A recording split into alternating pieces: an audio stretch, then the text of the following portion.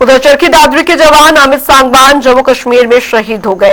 वे अपने साथी जवानों के साथ गाड़ी में जा रहे थे। रास्ते में उनकी गाड़ी खाई में गिर गई, जिसमें तीनों जवान शहीद हो गए। अमित का पार्थिव शरीर पैतृक गांव सारंगपुर पहुंचा। यहां राजकीय सम्मान के साथ उनकी अंतिम संस्कार किया गया। आपको बता दें कि अमित सांगवान की बहन ने उन्हें मुखाग्नि दी। मेरा बेटा देश सेवा के लिए जा रहा था, मुझे गर्व है। मैंने देश के लिए ही पैदा किया था। हाँ, बहुत निकट रहा है बेटे ने। जम्मू से आते हुए पठानकोट की तरफ राम बाग में उनके नियंत्रण खो देने से उनका वही साधन दुर्घटनाग्रस्त हो गया और उससे पूरे गांव में शोक का माहौल है। और कल से गांव के जब पता चली है, गांव में भी कहीं पर भी कोई चूल्हा वगैरह नहीं जला है और सभी को बहुत दुख है इस बात का।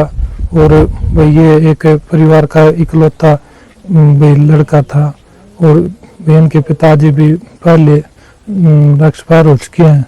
बहुत शरीफ लड़का था और ये जम्मू कश्मीर में एक दुर्घटना का शिकार होकर मतलब वीर गति को प्राप्त हो गए। हमें बड़ा दुख है और दुख की घड़ी में परिवार को सांत्वना देना चाहते हैं।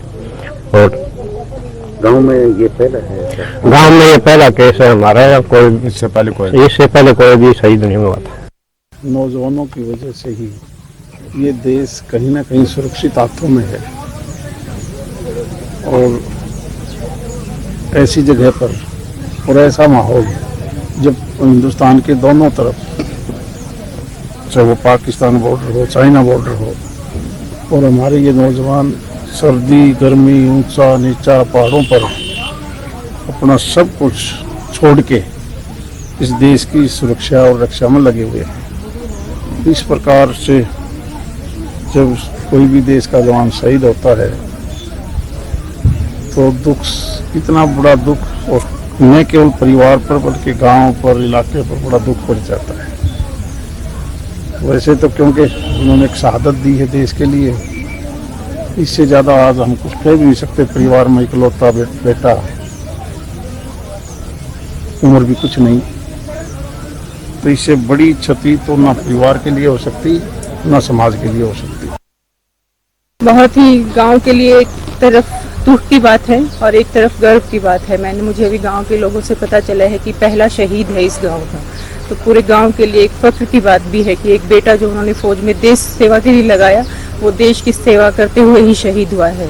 मैं खुद एक आर्मी ऑफिसर, 2 बच्चे हैं मेरे, दोनों बेटा बेटी आर्मी में है। उनकी माँ हूँ मैं भी, उसकी माँ का दुख समझ सकती हूँ, पर एक गर्व भी महसूस कर सकती हूँ कि देश की सेवा के लिए उन्होंने अपने बेटे को शहीद होते हुए देखा है। बहुत गर्व की बात है पूरे गांव के लिए, हमारे पूरे दादरी हल्के के लिए।